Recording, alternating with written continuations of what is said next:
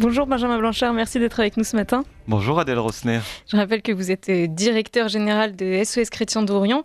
Alors vous nous emmenez aujourd'hui en Irak où les milices chiites ont exprimé hier leur volonté de déposer les armes. Que se passe-t-il ?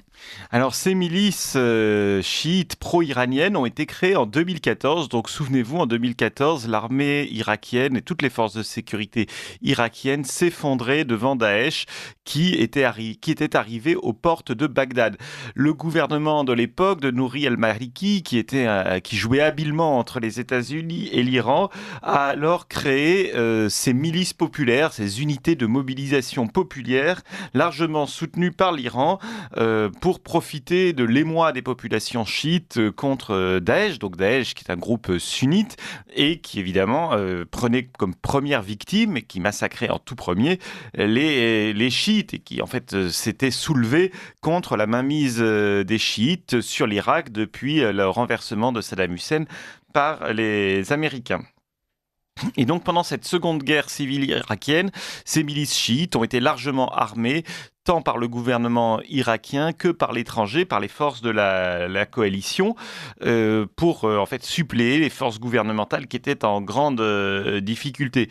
Donc c'est cette mobilisation générale en quelque sorte de la population chiite irakienne, l'appui et l'armement tant de la part du gouvernement irakien que de la part des puissances occidentales réunies autour des États-Unis dans la coalition contre Daesh, avait permis la victoire de l'Irak et de ses alliés contre Daesh, victoire à laquelle les unités de mobilisation populaire avaient largement participé. Suite à cette victoire, ces milices se sont constituées également en partis politiques, en plusieurs partis politiques, jusqu'à gagner des élections législatives et à tenir la haute main sur la politique du pays.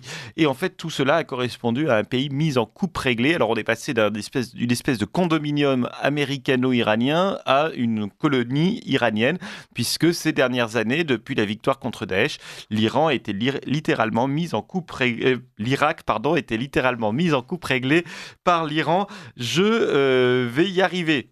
Actuellement, le gouvernement irakien est sous pression des États-Unis et il a donc, le cabinet irakien a approuvé un projet de loi pour intégrer les milices de la mobilisation populaire dans les forces gouvernementales, dans les forces armées irakiennes. Alors ce projet est en cours d'étude au Parlement, mais il devrait être adopté. Là, on est plutôt dans des discussions techniques avec le nombre de jours de congé, etc. La paye, des choses de grande importance, bien sûr, puisque la paye des soldats, c'est un peu le nerf de la guerre et c'est assez indispensable pour qu'un régime perdure.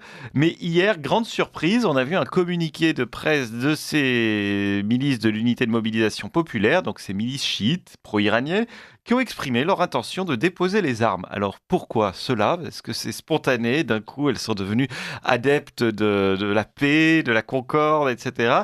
C'est surtout que Donald Trump a fait part des menaces américaines contre tous les groupes armés irakiens, pro-iraniens, en menaçant de frappes aériennes toutes ces forces pro-iraniennes. Donc c'est un peu, sauf qui peut, panique à bord. Et est-ce que tout ça, c'est la manifestation de l'affaiblissement de la puissance iranienne ?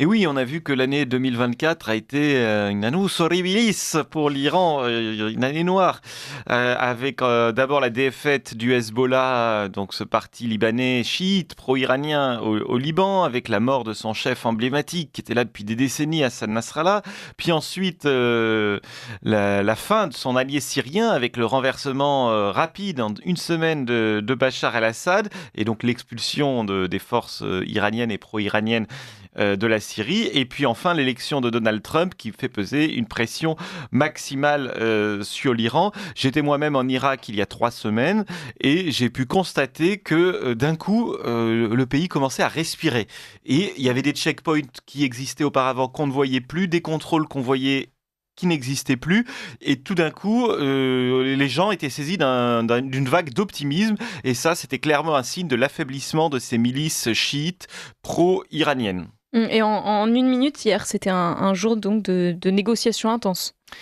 Et oui, puisque le Premier ministre israélien Benjamin Netanyahou était aux États-Unis pour négocier la suite et peut-être la fin de l'Iran. Alors, tout ne semble pas être allé comme il le souhaitait, puisque la conférence de presse commune a été annulée.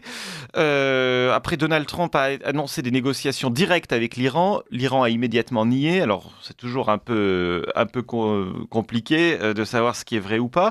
Et Donald Trump est revenu sur l'affaire de Gaza en affirmant que de nombreux pays se disputeraient pour accueillir tous les Palestiniens de Gaza, mais alors que dans un monde parallèle, Emmanuel Macron est élu en Égypte avec le roi Abdallah II de Jordanie pour appuyer le plan de paix égyptien dans lequel évidemment il n'est pas question de déporter les 2 millions de Palestiniens de Gaza.